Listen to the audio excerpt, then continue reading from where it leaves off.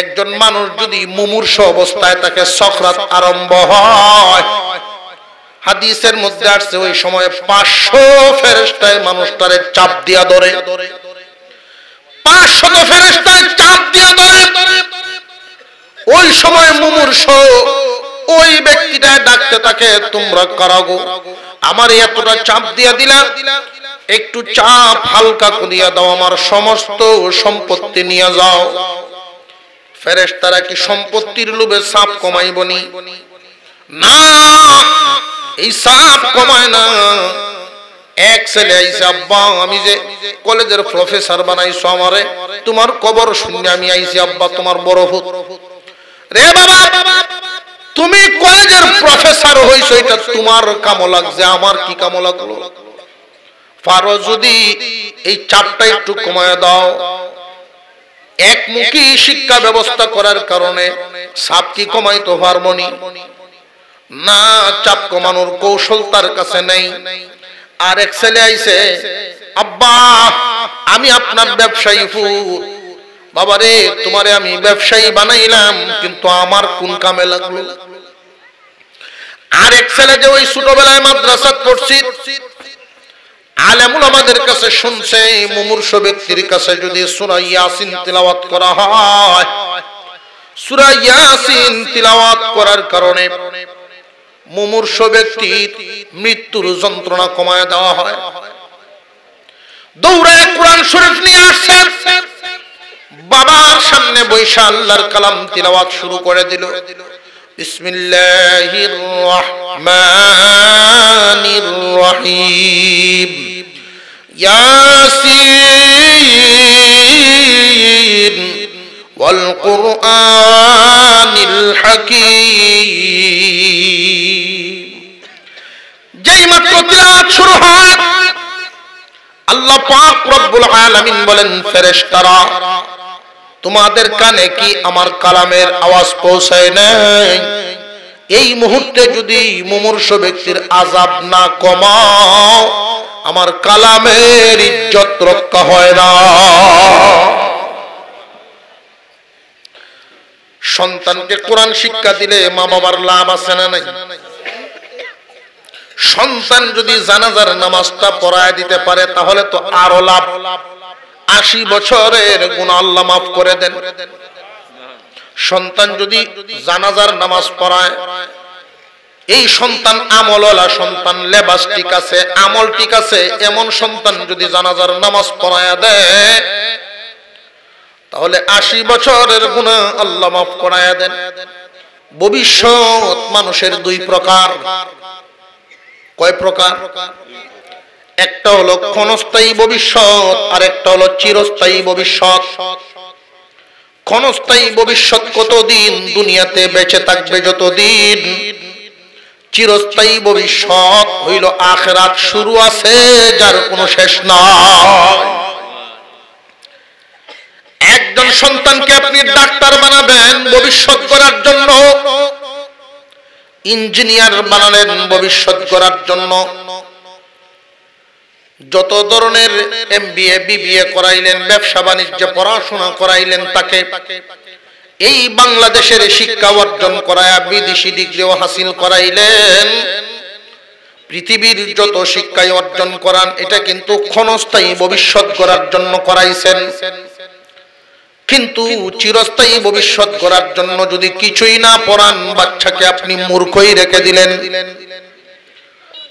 অনেকেরই চিন্তা ভাবনা হয় এমন, আমাদের বাচ্চাগুলোকে আগে স্কুল কলেজ ভার্সিটিতে পড়াই, তার ইসলাম সে শিখিয়া লইব।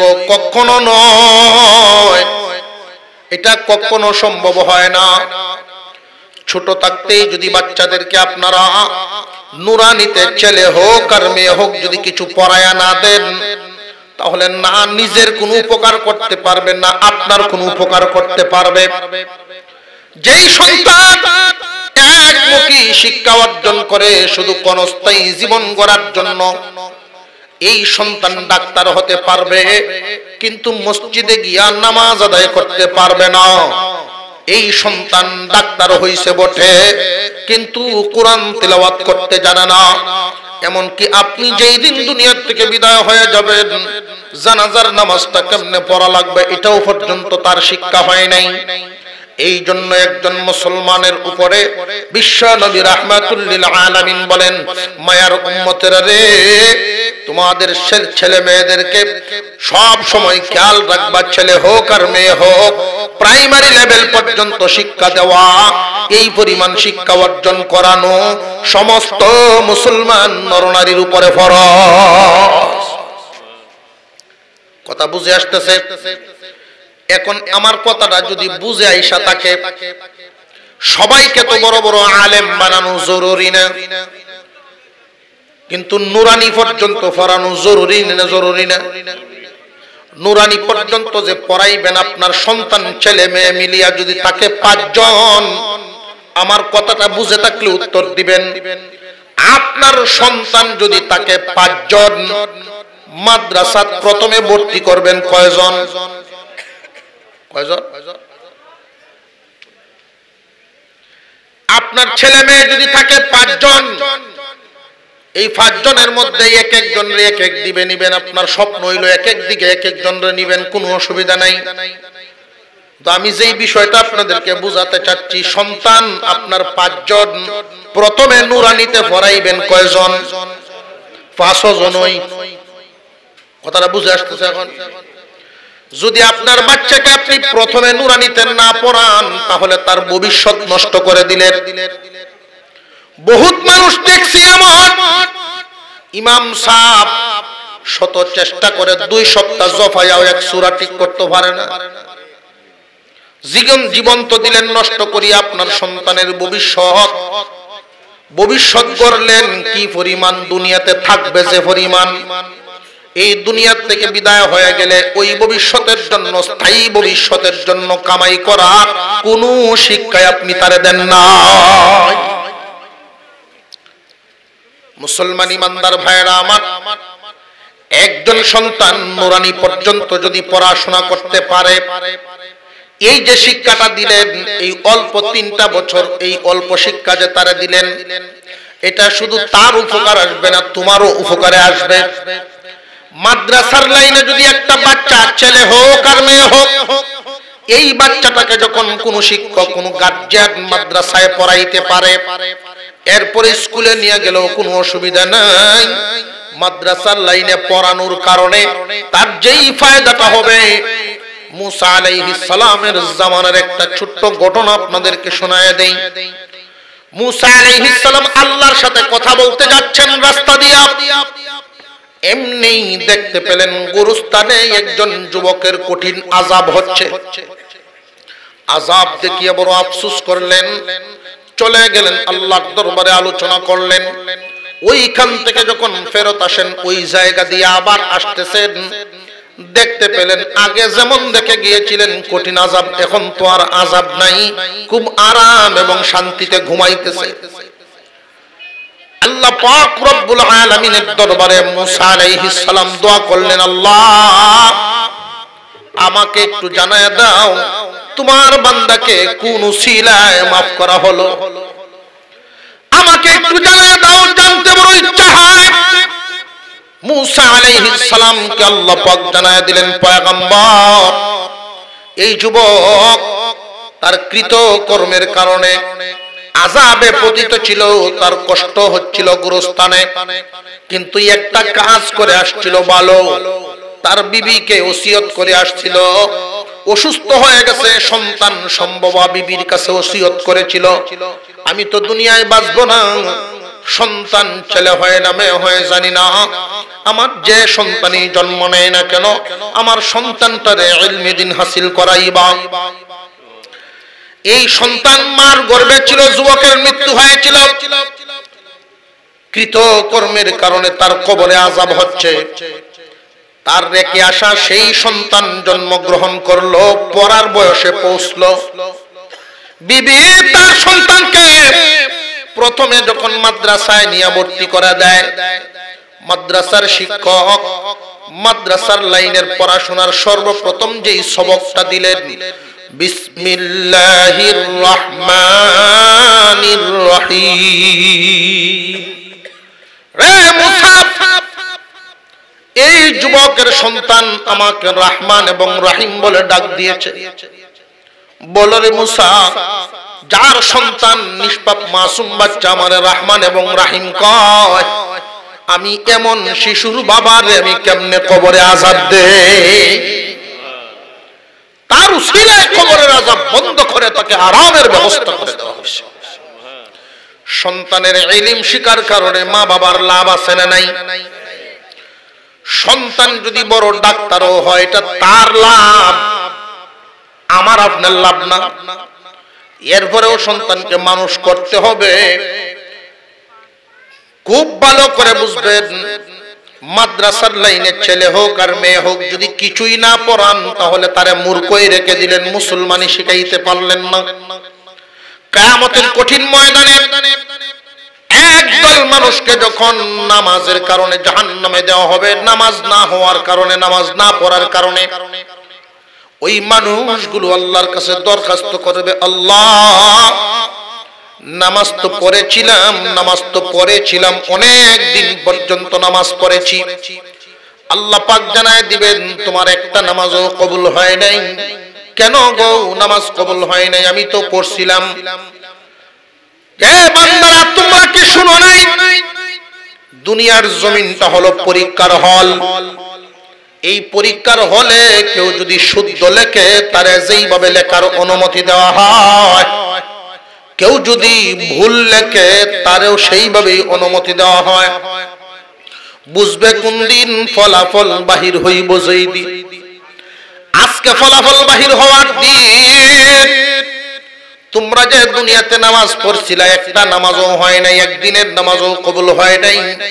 কারণ নামাজ ভঙ্গের যত কারণ, এর মধ্যে একটা হলো নামাজে অশুদ্ধ তিলাওয়াত করা। নামাজে অশুদ্ধ তিলাওয়াত করা নামাজ ভঙ্গের কারণ। যারা মাদ্রাসায় পড়ে নাই, রেগুলার মাদ্রাসায় পড়াশোনা করে নাই, এদের পড়াশোনা সহি শুদ্ধ হয় না। তাবলীগে 3 চিল্লা দেওয়াইলাম একজন মুরব্বিকে, এর পরেও 4টা সূরা সহি শুদ্ধ করানো যায় নাই, কারণ এখন জবান মোটা হয়ে গেছে। ছোটবেলায় একটা বাচ্চা যেইভাবে উচ্চারণ করতে পারবে, বড় হয়ে গেলে একজন মানুষ আর এইভাবে উচ্চারণ করতে পারে না। এই জন্য উলামায়ে কেরাম পরামর্শ দেন, বিশ্ব নবী জানায়া দিয়েছেন, মায়ার উম্মতেরা রে, তোমাদের ছেলে হোক আর মেয়ে হোক, অন্তত প্রাইমারি লেভেল পর্যন্ত নুরানিতে পড়ায় নেওয়া সবার উপরে ফরজ। রাজি আছেন তো পড়াইতে?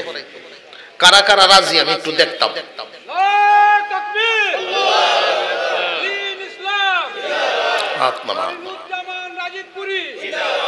হাত নামান, আমি দেখতাম।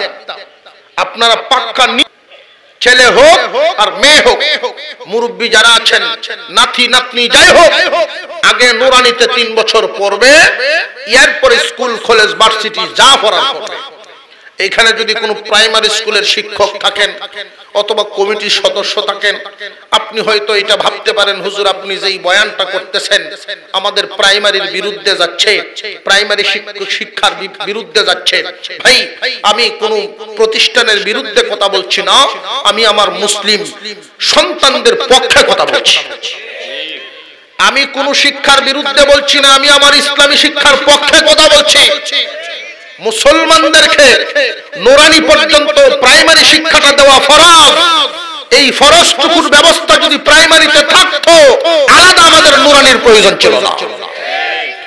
আমাদেরটা তো আগেরটা তো নাই, বরং যা ছিল এটাও পর্যন্ত ছাঁটাই করা হচ্ছে।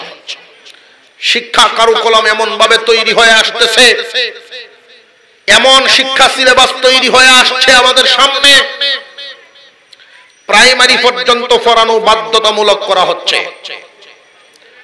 আর প্রাইমারি পরীক্ষা হবে ক্লাস 8, 5 নয়। এবার হিসাবটা মিলান, বাধ্যতামূলক মানে কি? যদি আপনার বাচ্চা প্রাইমারি পর্যন্ত পড়াশোনা না করে, আপনার বাড়িতে পুলিশ যাবে, জবাবদিহি করতে হবে। এমন আইন পাস হয়ে গেছে অলরেডি। একটা বাচ্চা 5 বছরে যদি স্কুলে ভর্তি হয় আর 8 পর্যন্ত 8 বছর পড়াশোনা করে, 5 আর 8 13 বছর বয়সে গিয়ে দাঁড়ায়।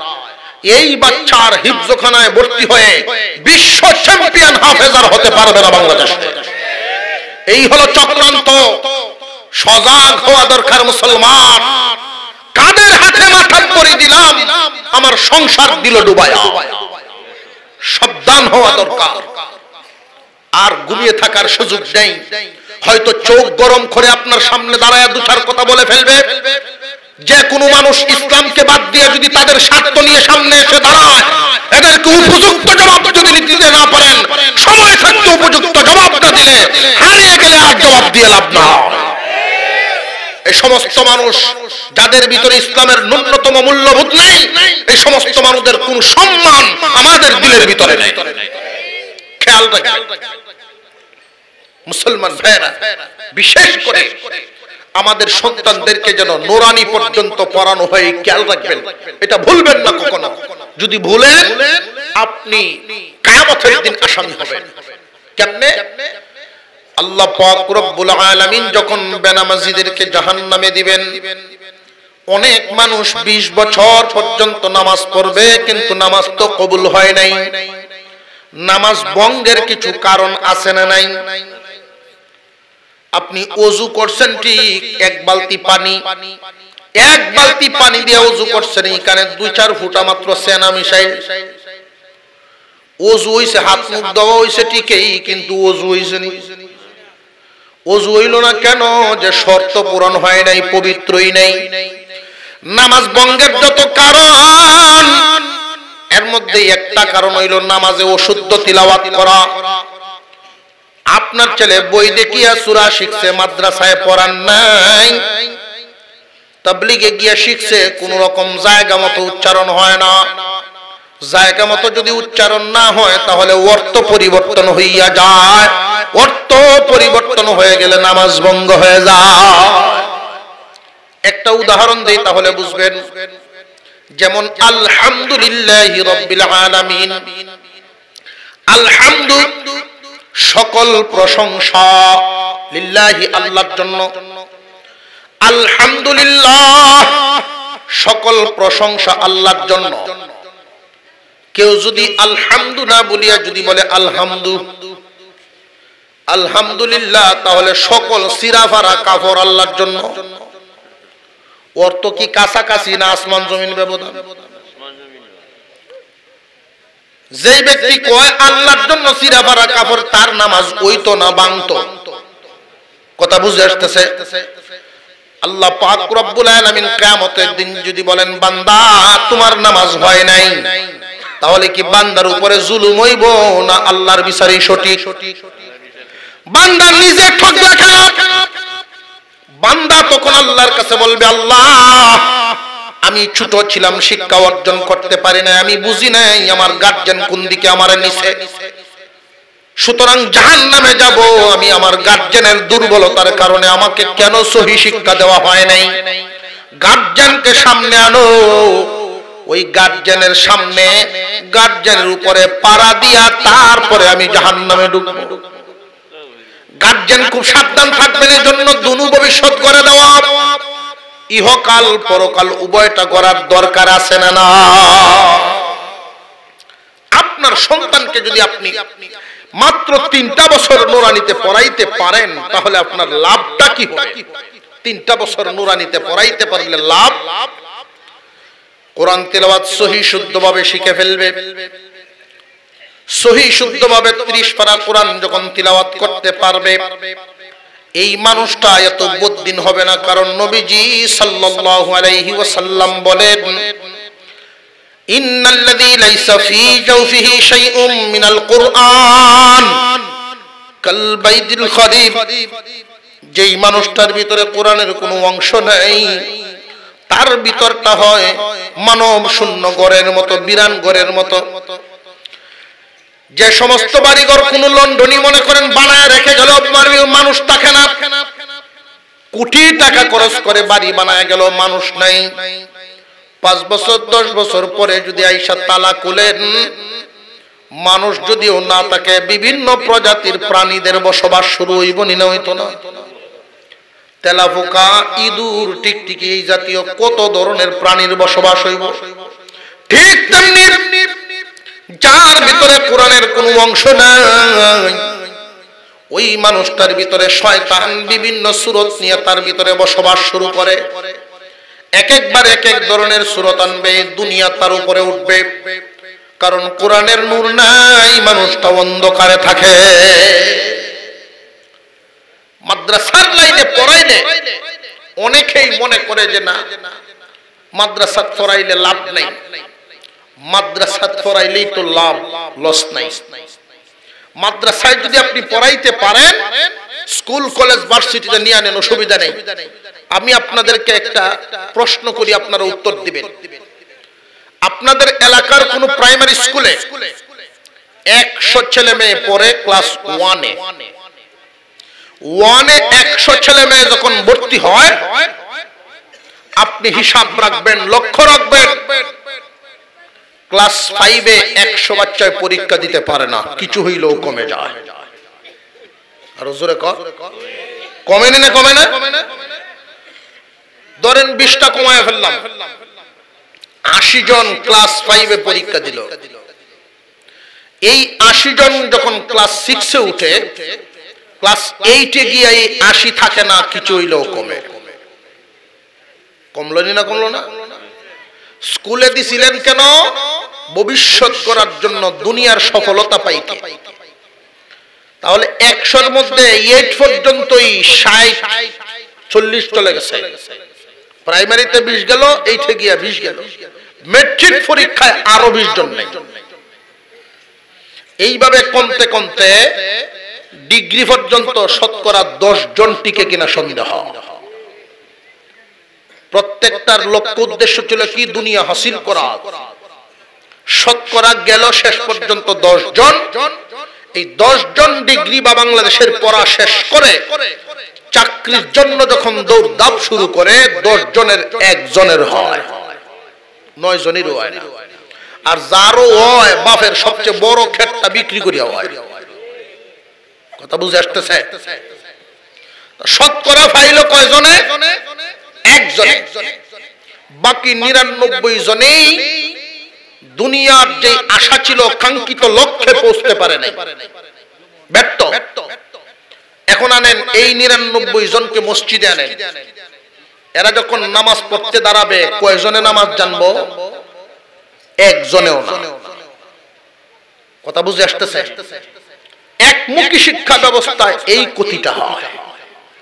নুরানি পর্যন্ত পড়ায়া নিয়ে নেন, যদি এই 99 জন নুরানিতে পড়িয়া গিয়া ব্যর্থ হইতো ওই লাইনে, মসজিদে গেলে তো ঠিক থাকতো। এই লাইনটা তো তোমাকে ঠিক থাকবো। দুনিয়া না পাইলো না, দিনটা তো ঠিক থাকা চাই। একটা পান দোকানদারি করেও একটা মানুষের জীবন চলে, গৃহস্থী করেও মানুষের জীবন চলে। ইহকাল কোনোভাবে না কোনোভাবে এই দুনিয়ার ক্ষণস্থায়ী জীবন শেষ হবে। কিন্তু এই শিক্ষা ব্যবস্থাটা ছাড়া, নুরানির সম্বলটা ছাড়া আখিরাত কামানো সম্ভব হবে না। কথা বুঝে আসতেছে? আখিরাতের যদি কামানো লাগে, নুরানির শিক্ষা লাগবে, এছাড়া উপায় নাই। আপনি যে কোনো লাইনে নেন, যে কোনো লাইনে নেন, বিদেশেই পাঠান, এই শিক্ষাটা অর্জন করায়া দিলে আপনারও লাভ, আপনার বাচ্চারও লাভ। আপনার বাচ্চার ভবিষ্যৎটা যে আপনি গড়তেছেন, কলিজার টুকরা সন্তান, এই কলিজার টুকরা সন্তানটার ভবিষ্যৎটা আপনি এইভাবে কেন নষ্ট করেন? একমুখী পড়াশোনা করায়া। এই জন্য দ্বিমুখী শিক্ষা, আগে দিন এরপরে দুনিয়া, আগে দিন এরপরে দুনিয়া। এক বেড়ায় মুরব্বী মানুষ, মুরব্বী মানুষ, গ্রাম্য মানুষ, কিন্তু মেধা খুব সাংঘাতিক। গ্রামের হাজী সাহেব মানুষ, অনেক বড় গিরস। 3 ছেলেরে পড়াশোনা করাইছে, 2টারে পড়াইছে 1 লাইনে, আর 1টারে পড়াইছে 1 লাইনে। আমরা তো স্বাভাবিক এটাই চিন্তা করি যে আমার ছেলে যদি হয় 3টা, 1টারে দিলাইমু আল্লাহর লাইনে মাদ্রাসা, আর 2টারে দিলাইমু স্কুল কলেজ। আরে 2টারে যে স্কুল কলেজ দিয়া দিলেন ভালো কথা, শ্রেষ্ঠ করে দিলেন গুরানিতে। উচিত হলো 3টারেই মাদ্রাসা ভর্তি করা। এরপরে যখন প্রাইমারি পর্যন্ত, নুরানি পর্যন্ত পড়া হয়ে যাবে, একটারে যদি মন চায় যে হ্যাঁ আমার জানাজা পড়াবে, আখিরাতে আমি আলেমের পিতা হয়ে হাসরে দাঁড়াবো, তাহলে একটারে রেখে দেন, আর বাকি দুইটারে নিয়ে আসেন অন্য লাইনে দিয়ে দেন, অসুবিধা নেই। তো প্রথমে দিতে হবে সব দিলে, আর না দিলে অবস্থাটা কোন জায়গায় দাঁড়াইবো। আমরা বর্তমানে যেটা করতেছি এটা ভুল, পরিবর্তন করা দরকার। আমি ওখানে এই মিশন শুরু করছি, দেখছি ওয়াজ করিয়া 24 বছর 26 বছর পর্যন্ত ওয়াজ করিয়া জুতা ছুরি বন্ধ করুন যায় না। কথা বুঝাইতেছে? 1 ঘন্টার ওয়াজ করলাম, কান দিয়া খুঁটিয়া বিনাশ, কিন্তু উঠতে গেল যেই সেই। কারণ কি? কোরআন নাই ভিতরে। ওই যে শিক্ষা ব্যবস্থায় সমস্যা, ওই জায়গার সমস্যাটা যদি সমাধান হয়, 10 বছর পরে এই কুটিনাটি ওয়াজ নসিহতের জন্য মানুষ আমাদের দিকে তাকিয়ে থাকবে না। বড় বড় সমস্যার সমাধান করার জন্য আলেমদের দ্বারস্থ হবে। কারণ ছোট সমস্যার সমাধান, ওযু কেমনে করা লাগে, ওযু কেন ভঙ্গ হয়, এইগুলোর জন্য আর আলেমদের কাছে যাওয়া লাগবে না। এগুলো শিক্ষা ব্যবস্থা প্রত্যেকেরই জানা থাকবে। কথা বুঝে আসতেছে আপনাদের? রমজান মাস তারাবির নামাজ পড়ে। করোনার টাইম যাইছেন না, করোনার সময় মসজিদে যাইতো মানুষ, মসজিদে তো গেছে না। 10 জনের উপরে মুসল্লি যাওয়া নিষেধ, বুঝা দড়ি লয়ে দেবো গা। তোর বাইরে বাইরে শুরু হয়েছে। তখন একবার ঈদ, মাসলা মাসাইল জানে না তেমন, বেটা সূরা কেরাত কিছু শুনতে শুনতে শিখছে, সূরা কিছু মুখস্থ করছে, গরিয়ামি সূরা আর কি। অর্থ তো অনেক পরিবর্তন হয়ে যায়, টানে হয়ে যায়। বেটা তারাবি পড়তাছে। তো একদিন করছে কি, একটু পরে পরে সৌ সেজদা দেয়। সৌ সেজদা আছে না, ভুল হইলে সৌ সেজদা দেওয়া লাগে, একটু পরে পরে দেয়। 2 রাকাত 4 রাকাত পরে পরে সৌ সেজদা মারে। তো আরেকজনে জিজ্ঞাসা, ওই মিয়া তুমি এত ঘন ঘন সৌ সেজদা করে দিলে আজকে? কয় আমি যে সারাদিন রোজা রাখছি, ইফতারের সময় ডাইল বড়া মুড়ি খাওয়ার পরে খুব গ্যাস হয়ে উঠছে। গ্যাস হওয়ার পরে যখন একটু পরে পরে সেজদাত গেলেই একটু ফেস লাগে জায়গা, বাতাস আইলে পরে সৌ সেজদা দিয়ে নামাজটা ঠিক করি। সৌ সেজদা দিলে নামাজ ঠিক হইব না, ওযুই নাই। কথা বুঝে আসতেছে আপনাদের? কোন কারণে ওযু ভাঙে এইটাই তার জানা নাই, আর কোন কারণে সৌ সেজদা লাগে এইটাও তার জানা নাই। অথচ এতটুকুন জানা নুরানিতে পড়ে যে সমস্ত বাচ্চারা, হেরাও জানে। ঠিক না বেটি? এই ভুলটা আর করা যাবে না। হাজী সাহেব মানুষ, 3 ছেলের বাপ, বেটা খুব বুদ্ধিমান মানুষ। এই বেটার একদিন কোর্টে নিছি, কোর্টে নিয়ে উকিল সাহেব প্রশ্ন করতেছে, মুরব্বি আপনি যে বাড়ি থেকে এই কোর্ট পর্যন্ত আসলেন, সময় কতটুকু লাগছে? তো উকিলদের যারা মামলা গেছেন তারা অবশ্যই জানবেন বিষয়টা। উকিলদের একটা টার্গেট থাকে যে আমি যদি সাক্ষী দুর্বল করতে পারি, সাক্ষী যদি দুর্বল করতে পারি, মামলা দুর্বল, এজন্য সাক্ষীরে ফেসায়। তো এই মুরব্বী মানুষ, হাজী সাহেব মানুষ, বড় সাক্ষী, যদিও লেখাপড়া কম, বুদ্ধি আছে খুব বিরাট। গ্রাম্যময় মুরব্বী অনেক আছে দেখবেন, ডিগ্রি ভাষণ তার কাছে ফেল, বুঝ শক্তি তার এত বেশি। উকিলে মুরব্বীরে জিগায়, আপনি কতক্ষণে আইছেন কোর্টে? আপনার বাড়ির থেকে, যেমন তো কথার কথা জামলাবাদ, জামলাবাদ থেকে সুনামগঞ্জ যাইতে কতক্ষণ সময় লাগে? প্রশ্ন করছে। মুরব্বী উত্তর দিছে, প্রথম ভাবছে কি রে, এটা তো আমার মামলার সাথে কোনো সম্পর্কই নাই, কোন ধরনের প্রশ্নটা করলো? বেটা বুঝে লাইছে, বুঝে উত্তর দিছে, স্যার আমার বাড়ির থেকে আসতে 2 ধরনের রাস্তা আছে, গাড়ি আর নৌকা, কোন হিসাব দিতাম এটা কোন? উহিলে কয় নৌকাটা দিন। নৌকাও 2 জাত, ইঞ্জিনের, ইঞ্জিন ছাড়া, কোনটা নিবেন? কয়েকটা ইঞ্জিন ছাড়া নাই দিন। ইঞ্জিন ছাড়াও 2 জাত, একটা ফালের আর একটা তালের। জজ সাহেব কয়, উহিল সাহেব লাগ হইতেন না, আপনি ভৈরেও হইলে বেটা না ভৈরেও হইল সাইডে দেই 3 ফুট বেটার একটারে আলেম বাড়াইছে একটারে ডাক্তার একটারে ইঞ্জিনিয়ার গ্রামের বড় হাজী সাহেব অনেক সম্পদের মালিক ছেলেরা ইনকাম করে তারে কি দিব এই আশা করে না বেটা তার দান বিক্রির টাকায় অনেক জমা থাকে আর বছরে একবার ছেলেরা বাড়িতে আসে উনি বড় গরু কিনে কুরবানি করেন আল্লাহর রাস্তায় ছেলেরা বাড়িতে তো এই ছেলেদের যে চাল চলন দেখে হাজী সাহেব দেখে মনে মনে কয় রে একটারে মৌলবী বানাইছিলাম এটা তো কত সুন্দর চাল চলন ফজরের সময় উঠে নামাজ পড়ে জিকির আজকার করে আর এই যে দুইটা এটা তো বোঝা যায় হাফ প্যান্ট ভিন্দে ঘুরে চিড়িয়াখানার প্রাণীর মতো লাগে আমারটা কিতাব ভরাইলাম কি বানাইলাম এটিকে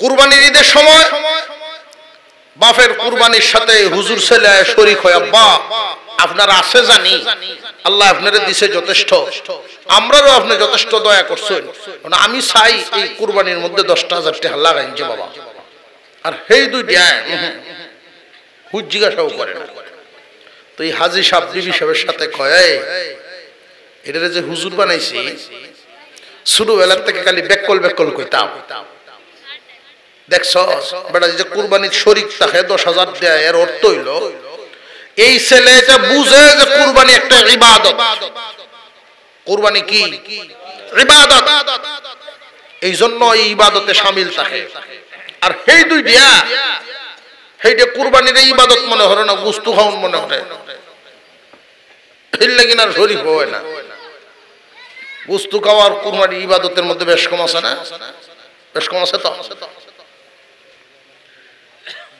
ঈদ শেষ করে যখন চলে গেল হাজী সাহেব মনে করছে যে দেখি আই এটি হালত দেখি আই শহরে গেছে দেখতো প্রথমে ইঞ্জিনিয়ারের বাসা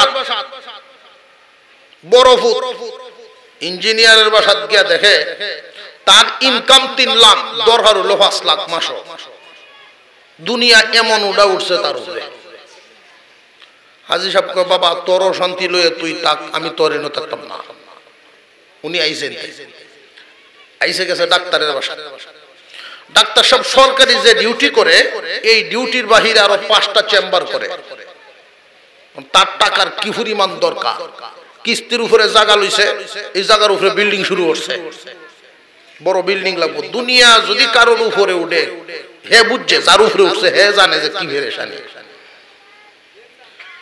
হঠাৎ করে হাজী সাহেবের তাকায়া দেখে একজন রোগী ডাক্তাররে গাইল ভরতে আইতাছে গাইল লাইতেছে আইতাছে চেম্বারের দিকে তো হাজী সাহেব রোগীর সামনে গেছে তো পরিচয় দিছে না মনে মনে কহে দি কি পড়াইলাম পরিচয় দিতে পারতাছি না আগে বাপটা বুঝছে না আপনি গাইলেন কেন ডাক্তাররে কি হয়েছে মুরব্বী দেখেন কামটা কি করছে আমি 3 কের ক্ষেত বন্ধক দিয়েছি রোগী দেখাইতাম আরে কামটা কি করছে লিখেল চাবন ফ্যাকশনের মধ্যে 100 বস্তা সিমেন্ট একটা হরে দিন 3 বার তো হাজী সাহেব তারে বুঝাইলো বাবা একটু ধৈর্য ধরেন আসলে সিমেন্ট লেখছে ভুলে বেটা বিল্ডিং বানাইতাছে এই সময় মিস্ত্রি যে ফোন দিলছে সিমেন্ট লাগবে এটা তোমার দাঁত লিখেছে একটা হরে দিন 3 বার লিখে বলেছে কি সর্বনাশটা করছে হাজী সাহেব কয় বাবা তুই তোর দুনিয়াদারি লইয়া থাক আমি গেলাম আরে হুজুরের বাড়িতে এই যে হুজুর বেকল ছেলে ইমাম সাহেবরে জানাইছে ও ভূত আমি আইতাছি ইমাম সাহেব এশার নামাজ পড়িয়া বাবা আসার অপেক্ষায় রাস্তার সাথে মসজিদ ইমাম সাহেব দাঁড়াইছেন আর 5 জন মুসল্লি হুজুর কেন দাঁড়াইছেন যে আব্বা আইতাছে বাবারে রিসিভ করার জন্য ইমাম সাহেব দাঁড়াইছেন 5 জন মুসল্লি একজনে ব্যাগ লয় একজনে ছাতি লয় হাজী সাহেব কোন জীবনে কি করলাম এই দুইটারে আলেম না বানাইলাম যদি সামান্য কিছু ফরায়া দিতাম দিন ধর্মটা বুঝতো তাহলে দুনিয়া উপরে উঠলো না শয়তান মানুষকে ধোঁকা দেয় কুরআনুল কারীমের কিছু অংশ যদি মানুষের ভিতরে না থাকে তাহলে মানুষটাকে ধ্বংস করে ফেলে খুব ভালো করে বুঝবেন মুসলমান ইমানদার ভাইরা আমার যদি দিন শিক্ষা দিতে পারেন প্রাইমারি পর্যন্তই দেন, দিয়া যদি অন্য লাইনে নেন কোনো অসুবিধা নাই। কিন্তু বাচ্চাদেরকে তো মুসলমানটাকে বানানো দরকার। মুসলমান যদি না বানান তাহলে মহা বিপদে পড়ে যাবেন। দুনিয়ার লাইনে পড়াশোনা করানো হলো একজন কলেজের প্রফেসর, একজন মানুষ যদি মুমূর্ষ অবস্থায় তাকে সকরাত আরম্ভ হয়, হাদিসের মধ্যে আসছে ওই সময় 500 ফেরেশতায় মানুষটারে চাপ দিয়া ধরে, 500 ফেরেশতায় চাপ দিয়া ধরে। ওই সময় মুমূর্ষ ওই ব্যক্তিটা ডাকতে থাকে, তোমরা কারাগো আমার এতটা চাপ দিয়া দিলা, একটু চাপ হালকা করিয়া দাও, আমার সমস্ত সম্পত্তি নিয়ে যাও। ফেরেশতারা কি সম্পত্তির লোভে চাপ কমাইবনি? না, এই চাপ কমায় না। এক ছেলে আইছে, আব্বা আমি যে কলেজের প্রফেসর বানাইছো আমারে, তোমার কবর শুনে আমি আইছি আব্বা, তোমার বড় ভূত। রে বাবা, তুমি কলেজের প্রফেসর হইছো এটা তোমার কামো লাগছে, আমার কি কামো লাগলো? পারো যদি এই চাপটা একটু কমায় দাও। একমুখী শিক্ষা ব্যবস্থা করার কারণে চাপ কি কমাইতে পারবনি? না, চাপ কমানোর কৌশল তার কাছে নেই। আর এক ছেলে আইছে, আব্বা আমি আপনার ব্যবসায়ী পুত, বাবারে তোমারে আমি ব্যবসায়ী বানাইলাম, কিন্তু আমার কোন কামে লাগলো?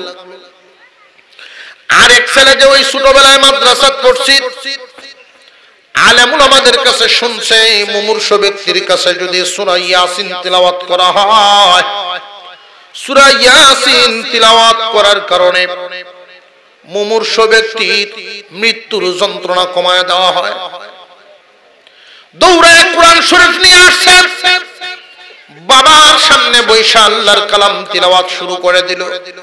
বিসমিল্লাহির রহমানির রহিম, ইয়াসিন ওয়াল কুরআনিল হাকীম। যেই মাত্র তিলাওয়াত শুরু হয়, আল্লাহ পাক রব্বুল আলামিন বলেন, ফেরেশতারা তোমাদের কানে কি আমার কালামের আওয়াজ পৌঁছায় নাই? এই মুহূর্তে যদি মুমূর্ষ ব্যক্তির আযাব না কমাও, আমার কালামের ইজ্জত রক্ষা হয় না। সন্তানকে কোরআন শিক্ষা দিলে মা বাবার লাভ আছে না নাই? সন্তান যদি জানাজার নামাজটা পড়ায় দিতে পারে তাহলে তো আরো লাভ। 80 বছরের গুনাহ আল্লাহ মাফ করে দেন। সন্তান যদি জানাজার নামাজ পড়ায়, এই সন্তান আমলওয়ালা সন্তান, লেবাস ঠিক আছে, আমল ঠিক আছে, এমন সন্তান যদি জানাজার নামাজ পড়ায় দেয় তাহলে 80 বছরের গুনাহ আল্লাহ মাফ করায়া দেন। কিয়ামতের কঠিন ময়দানে আল্লাহ পাক রব্বুল আলামিন কুরআনুল কারীমের হাফেজ আলেমদের মা বাবার জন্য আলাদা মর্যাদা ঘোষণা রাখছেন। কিয়ামতের দিন হাফেজ আলেমদের মা বাবার মাথায় নূরের 2টা টুপি পরায় দেওয়া হবে, 2 জনের মাথায়। ওই নূরের টুপিগুলো যদি দুনিয়ায় প্রকাশ করা হতো, সূর্যের আলোর প্রয়োজন হতো না, সূর্যের আলোর প্রয়োজন হইতো না। মুসলমান ইমানদার ভাইয়েরা আমার, কিয়ামতের কঠিন ময়দানে হাফেজ আলেমদের জন্য আলাদা একটা মর্যাদা দেওয়া হবে। আপনাদের এই এলাকায় যে মাদ্রাসা হলো, মাদ্রাসার বয়স হয়ে গেছে 58তম মাহফিল।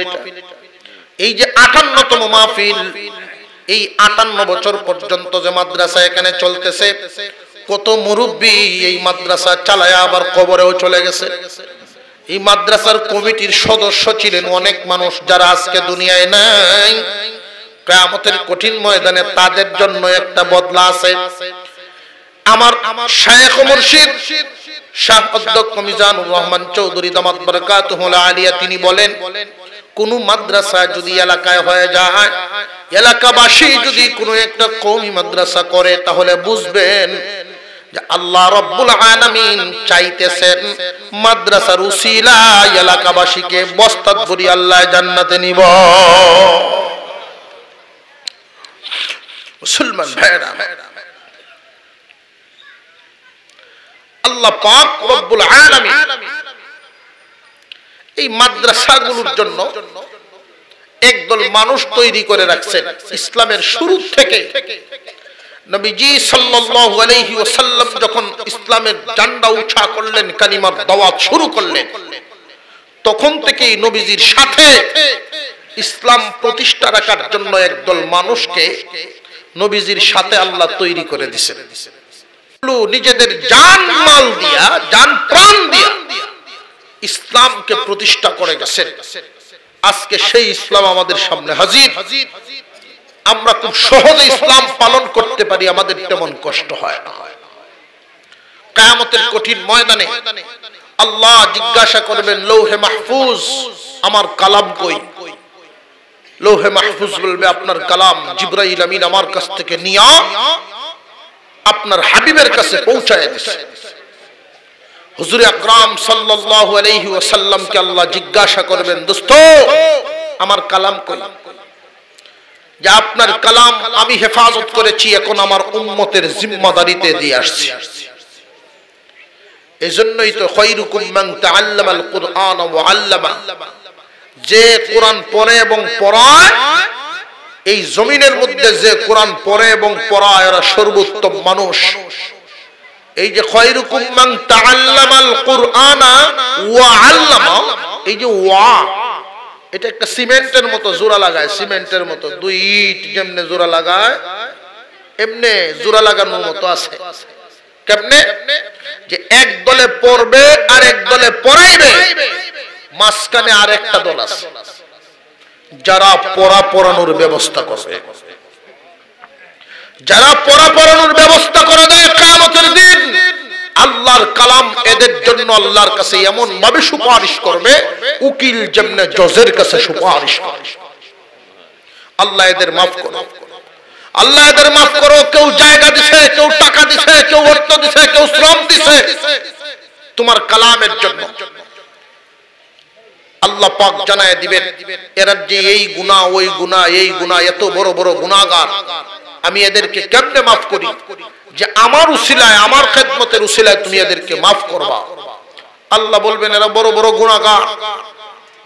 শেষ পর্যন্ত আল্লাহর কালাম বলবে, তুমি যদি এদেরকে মাফ না করো, আমি যে তোমার কালাম এটাও স্বীকার করো।